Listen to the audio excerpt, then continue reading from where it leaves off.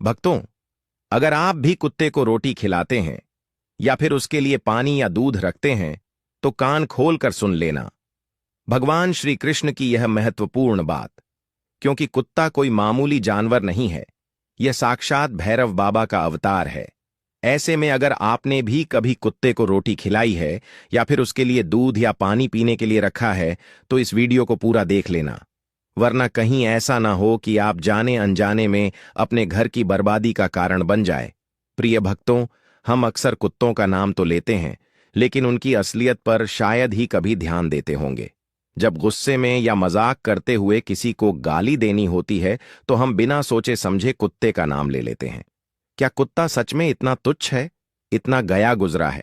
हमने कभी यह नहीं सोचा कि वह भूखा प्यासा हमारे घर के दरवाजे पर पड़ा रहता है और हम उसे अनदेखा कर दे देते हैं। लेकिन जब गाली देने की बात आती है तो उसका नाम लेना हम नहीं भूलते। इसलिए आपसे निवेदन है कि बस कुछ मिनट निकालकर इस कहानी को ध्यान से सुनिए। शायद यह आपको सोचने पर मजबूर कर दे और आपकी सोच में एक सकारात्मक बदलाव आ जाए। बहुत पुराने समय की बात है। एक नगर में रामू नाम का व्यक्ति रहता था। एक दिन वह रामू एक महात्मा से मिलने उनके आश्रम पहुंचा। वहां उसने देखा कि महात्मा कुछ लोगों को उपदेश दे रहे थे। रामू ने महात्मा को प्रणाम किया और बोला, गुरुदेव, मेरे मन में एक सवाल है। महात्मा मुस्कुराए और बोले, बेटा संकोच मत करो, जो भी सवाल है खुलकर पूछो। रामू ने कहा, गुरुदेव, मैं जानना चाहता हूं कि कुत्ते को रोटी खिलाने से कौन से लाभ होते हैं। महात्मा ने मुस्कुराते हुए कहा, अगर लोग कुत्ते को रोटी खिलाने के फायदे जान लें तो उनका जीवन सुखमय हो जाएगा। कुत्ते को रोटी खिलाने से 8 बड़े लाभ होते हैं। जो इन फायदों को समझ लेता है उसे कभी दुखों का सामना नहीं करना पड़ता। महात्मा ने आगे कहा, बेटा एक कहानी सुनो। एक समय की बात है। एक भूखा प्यासा कुत्ता गांव के हर दरवाजे पर जाता, लेकिन कोई उसे रोटी का टुकड़ा तक नहीं देता। वह लाचार होकर इधर उधर भटकता रहता। एक दिन वह गांव के बाहर एक आश के आश्रम में पहुंचा। उसने आशी से प्रार्थना की, हे मुनिवर, मैं बहुत भूखा हूं, कृपया मुझे रोटी का एक टुकड़ा दे दीजिए। दासी ने पूछा, क्या तुम्हें गांव में किसी ने रोटी नहीं दी? कुत्ता बोला, मुनिवर मैं क्या कहूं, कोई मेरी बात समझता ही नहीं। रश ने सहानुभूति से कहा, तुम्हारी पीड़ा मैं समझ सकता हूं, बताओ क्या हुआ। कुत्ते ने कहा, हमारे पास ना घर होता है, न कमाने का कोई साधन। हमें कड़े पहनने या पढ़ने लिखने का ज्ञान नहीं है। सर्दी गर्मी बरसात सब सहन करते हैं, लेकिन मुनिवर, हम भी इंसानों की तरह भूख से तड़पते हैं, दर्द से कराहते हैं और दुख में रोते हैं। ईश्वर ने हमें वैसे ही बहुत कष्ट दिए हैं, फिर भी लोग हमें परेशान करने से बाज नहीं आते। हम आपकी तरह मनुष्य नहीं हैं, हम पराधीन जीव हैं। जब हमारा जन्म हुआ उस समय हमारी आंखें और कान बंद थे। हम यह नहीं कह सकते कि हमारे जन्म पर भी वैसा ही जश्न हुआ होगा जैसा आपके जन्म पर होता है। नाच गाना बाजे बजते हैं, खुशी मनाई जाती है। क्या हमारे जन्म पर भी किसी ने खुशी मनाई होगी? जब मैं पैदा हुआ तो मुझे लगा कि मैं किसी बड़े घर में आया हूं, क्योंकि जिस जगह हम थे वह मुझे नरम और सुरक्षित लगी। लेकिन जब हमारी आंखें खुलीं तो मैंने देखा कि हमारी मां, जिसे आप लोग कुतिया कहते हैं, हमें अपनी छाती से लगाकर एक पुराने कपड़े के ढेर पर लेटी थी। हम 5 भाई थे, बाकी 4 भाई लाल और भूरे रंग के थे। मैं अकेला काले रंग का था। सबसे छोटा और कमजोर भी मैं ही था। हमारी मां हमसे कम ही मिल पाती थी, क्योंकि उसे भी अपने भोजन का इंतजाम करना पड़ता था। अगर वह खुद भूखी रहती तो हमें दूध कैसे पिलाती? एक मां होने के नाते वह हम 5 का ख्याल रखती थी। वह बेचारी दिन भर भोजन की तलाश में इधर उधर भटकती थी, कभी मिल जाता कभी नहीं। रात में वह जागकर गांव की रखवाली करती थी। कोई अनजान व्यक्ति गांव में घुसने की हिम्मत नहीं करता था। यहां तक कि दूसरे गांव के कुत्ते भी डर के मारे हमारे गांव में नहीं आते थे। अगर किसी किसान के खेत में जानवर घुसकर फसल नष्ट करने की कोशिश करते तो वह उन्हें दौड़कर भगा देती थी। इतना सब करने के बाद भी गांव के लोग हमारी मां को भोजन तक नहीं देते थे। मजबूरी में उसे कभी कभी छीना झपट्टा करनी पड़ती थी। अगर लोग उसे ऐसा करते देख लेते तो लाठी डंडों से पीट कर भगा देते। कई बार तो बेचारी भूखी प्यासी ही रह जाती थी। हे मुनिवर, भूख तो हमें भी आपकी तरह ही लगती है। ऊपर से हमारी माँ को हमारी भी चिंता रहती थी। वह हमारी देखभाल के लिए हमेशा परेशान रहती थी। गांव वालों को देखकर भी उसका दिल नहीं पसीजता था। मजबूरी में वह चोरी से घरों में घुस जाती थी और अगर कुछ खाने को मिल जाता तो वहीं खाकर अपनी भूख मिटाती थी। लेकिन कई बार लोग उसे ऐसा करते देख लेते तो लाठी डंडे लेकर उसके पीछे पड़ जाते। कुछ निर्दय लोग तो उसे घर में बंद करके पीटते भी थे। हमारी मां का बुरा हाल कर देते थे। हे मुनिवर, हमारी मां ने किसी का क्या बिगाड़ा था?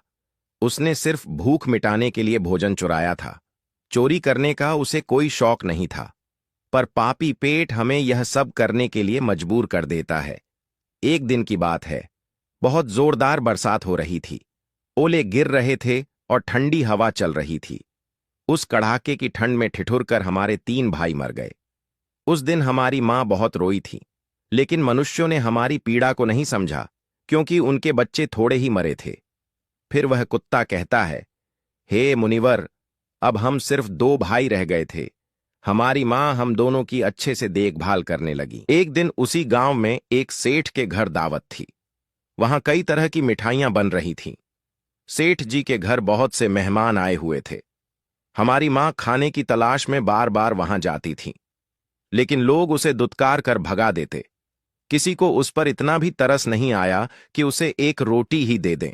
एक रोटी देने से उनका क्या बिगड़ जाता? मेरी मां बार बार सेठ जी के आंगन में जाती और दूर खड़ी खड़ी देखती रहती। जब दावत शुरू हुई और भोजन परोसा जाने लगा तो वह भी वहीं जाकर पूंछ हिलाने लगी। तभी भोजन परोसने वाला आदमी किसी काम से भीतर चला गया। मेरी मां दबे पांव रोटी लेने के लिए आगे बढ़ी, लेकिन तभी दूसरे आदमी ने उसे देख लिया और चारों ओर से लोग चिल्लाते हुए उसकी तरफ भागे। मेरी मां घबरा गई और भागने लगी, लेकिन उसे वहां से निकलने का कोई रास्ता नहीं मिला, क्योंकि सामने से लोग लाठी डंडे लेकर आ रहे थे। घबराकर मेरी मां दावत में भोजन कर रहे लोगों को लांघ कर वहां से निकल गई। हे मुनिवर, मेरी मां इतनी परेशान नहीं थी जितनी कि वहां दावत में बैठे लोग हो गए थे। वे सब उठकर खड़े हो गए और कहने लगे कि कुतिया के लांघ जाने से भोजन भ्रष्ट हो गया है। वे आपस में चर्चा करने लगे कि अब क्या किया जाए, क्योंकि खाना खराब हो गया है। सेठ जी तो फूट फूट कर रोने लगे। कुछ लोग कह रहे थे, भाई, कुतिया के लांघ जाने से भोजन खराब कैसे हो गया? उसने खाने में मुंह थोड़ी डाला है। वह तो बस ऊपर से लांघ कर गई है। शहरों में लोग तो कुत्ते पालते हैं, उन्हें घर में सुलाते और खाना खिलाते हैं। इसमें कोई बुरी बात नहीं है, लेकिन उनमें से कुछ लोग बड़े घरों के थे और उनकी बातों ने किसी की नहीं चलने दी। वे कहने लगे, भोजन तो भ्रष्ट हो गया है, यह अब तो खाने लायक नहीं है। आखिरकार उन्हीं की बात मानी गई और सारा भोजन गरीबों में बांट दिया गया। उस दिन मेरी मां को खूब पेट भरकर खाना मिला। ऐसा सुख उसने जीवन में कभी नहीं पाया था, लेकिन यही सुख उसके लिए बड़ी मुसीबत बन गया। भोजन करके वह वहीं आराम से लेटी थी। तभी सेठ डंडा लेकर वहां आ पहुंचा और उसे बुरी तरह पीटने लगा। उसे भागने का मौका भी नहीं मिला। डंडों की चोट से वह दर्द से चिल्लाने लगी। मां की चीख सुनकर पत्थर भी पिघल जाता, लेकिन उस निर्दय सेठ को जरा भी रहम नहीं आया। वह लगातार पीटता रहा। मां की आवाज पूरे गांव में गूंजने लगी। तब कुछ लोग वहां आए और सेठ से बोले, सेठ जी, जाने दो। भूख में तो आदमी की भी बुद्धि खराब हो जाती है। ये तो एक जानवर है, इसे अच्छे बुरे का क्या पता। अब इसे मारकर आपको क्या मिलेगा? लोगों के समझाने पर सेठ ने उसे पीटना बंद किया। बड़ी मुश्किल से मां हमारे पास लौटी। उसने आकर हमें सारी कहानी सुनाई। हम दोनों भाइयों ने सोचा कि कुत्तों का जीवन कितना कष्ट भरा है। आदमी एक रोटी के टुकड़े के लिए हमें चोरों की तरह पीटता है। कितने निर्दय हैं वे लोग जो हमारी पीड़ा नहीं समझते। फिर वह कुत्ता कहता है, हे मुनिवर, एक दिन की बात है। उसी गांव के बाहर एक ब्राह्मण ठहरा हुआ था। उसने अपने भोजन के लिए एक जगह चूल्हा बनाया और उस पर दाल चढ़ा दी। इसके बाद उसने आटा गंध कर रख दिया और कुएं पर पानी लेने चला गया। इधर मेरी मां घूमते घूमते वहां पहुंच गई। उसने आटा देखा और सोचा कि शायद इसका कोई मालिक नहीं है। यही सोचकर वह आटा खाने लगी। उधर ब्राह्मण ने कुएं से देखा कि उसकी आटा एक कुतिया खा रही है। वह दुखी होकर रोने लगा क्योंकि वह भी 2 दिन का भूखा और थका हुआ था। कुछ लोगों ने कहा, अरे ब्राह्मण देवता, इस कुतिया ने आपका भी आटा खराब कर दिया। कल इसने सेठ जी की रसोई भी बिगाड़ दी थी। ब्राह्मण दुखी होकर बोला, भाई, मुझे क्या पता था कि यह दुष्ट कुतिया मेरे आटे के पीछे पड़ी है। फिर ब्राह्मण ने लाठी उठाई और मेरी मां पर टूट पड़ा। मां ठीक से आटा भी नहीं खा पाई थी, लेकिन लाठियों की मार उस पर बरस पड़ी। महीनों तक वह लंगड़ा हुए घूमती रही। तब हमें समझ आया कि आदमी कितना स्वार्थी है। हम उनके लिए कितनी मेहनत करते हैं, उनकी रखवाली करते हैं, लेकिन वे हमारी तकलीफ नहीं समझते। आगे वह कुत्ता कहता है, हे मुनिवर, हमारी सबसे बड़ी गलती यही है कि हम उन्हीं मतलबी इंसानों के अधीन रहना चाहते हैं जो हमें दुख देते हैं, जबकि हमें प्यार और सहानुभूति से देखने वाले भी लोग होते हैं, लेकिन हम उसके कितने काम आते हैं यह हम कभी नहीं जान पाते। भक्तों, कुत्ते न केवल हमारे घर की सुरक्षा करते हैं, बल्कि वे हमारे जीवन में कई अन्य सकारात्मक प्रभाव भी डालते हैं, जिनके बारे में बहुत कम लोग जानते हैं। महात्मा ने कहा था कि यदि मनुष्य कुत्ते को रोटी खिलाने के महत्व को समझ ले, तो वह जीवन के कई संकटों से बच सकता है। आज मैं आपको बताऊंगा कुत्ते को रोटी खिला के 8 ऐसे लाभ, जिन्हें जानकर आप हैरान रह जाएंगे। जब घर में रोटियां बनती हैं, तो पुरानी परंपरा के अनुसार पहली रोटी गाय के लिए और आखिरी रोटी कुत्ते के लिए रखी जानी चाहिए। महात्मा का कहना था कि यह नियम भगवान ने बनाए थे, लेकिन आजकल लोग इन नियमों को भूल चुके हैं और इसका नकारात्मक असर उनके जीवन पर पड़ता है। पहला फायदा, कुत्ते को रोटी खिलाने से घर के ग्रह दोष कम हो जाते हैं।